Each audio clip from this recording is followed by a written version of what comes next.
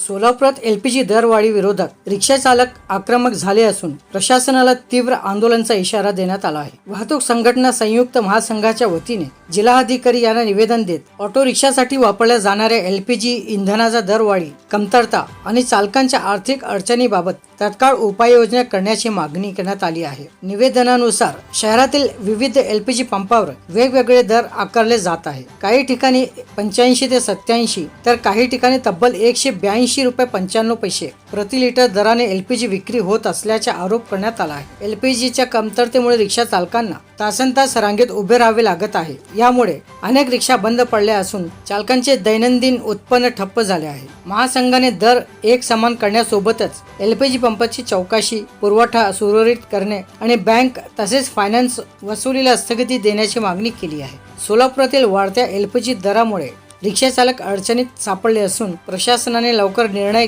न घेतल्यास मोठ्या आंदोलनाची शक्यता व्यक्त केली जात आहे। आज दिनांक 25 मार्च 2026 माननीय जिल्हाधिकारी साहेब यांना निवेदन देण्यात आले। निवेदनाचा विषय होता, आपल्याला माहीतच आहे की ऑटो एलपीजीची जी कमतरता झालेली आहे आणि 35 ते 40 रुपयाची वाढ करण्यात आलेली आहे। या वाढमुळे आणि कमतरतेमुळे रिक्षा चालकांचे हाल होत आहे।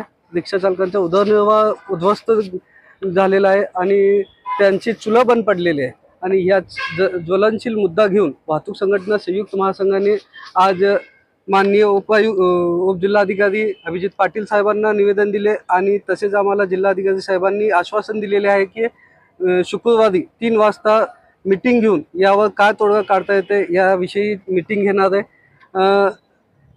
सर्वप्रथम इराण आणि अमेरिकाचे जे युद्ध आहे त्या युद्धाची जे वस्तुस्थिती आहे त्याला धरून जे एलपीजी पंप चालक हे मनमानी लुटत आहे आणि मनमानी तरीक्याने आपले दरवाढ केलेली आहे।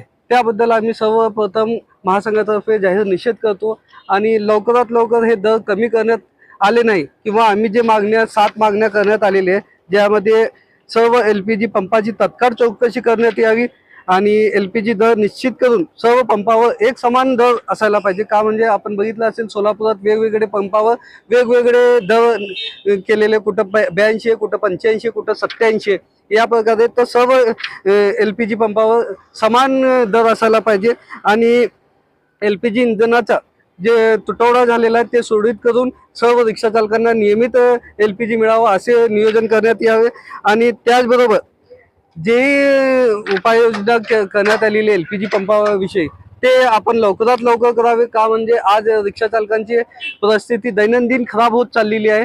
एक दिवस गेला की त्यांची हालत होत आहे। आज जवळपास सोलापूर शहरात 1000 पेक्षा जास्त रिक्षा बंद आहे आणि 1000 रिक्षा बंद असणे म्हणजे 1000 कुटुंब त्यांचा उदरनिर्वाह बंद झालेला आहे, त्यांचे चुले बंद झालेले आहे।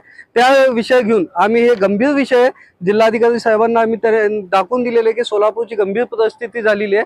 जर लवकरात लवकर याविषयी जे पण मार्ग काढण्यात आले नाही तर येणारी परिस्थिती खूप बिकट होणार आहे। त्यासाठी वाहतूक संघटना संयुक्त महासंघाने अल्टिमेटम दिलेला आहे की जर 1 ते 2 दिवसात या परिस्थिती आणि एलपीजी पुरवठा सुरळीत करण्यात आले नाही तर सर्व जिल्ह्यातील रिक्षा बंद ठेवून आम्ही या कार्यालयात जमा करणार आहे।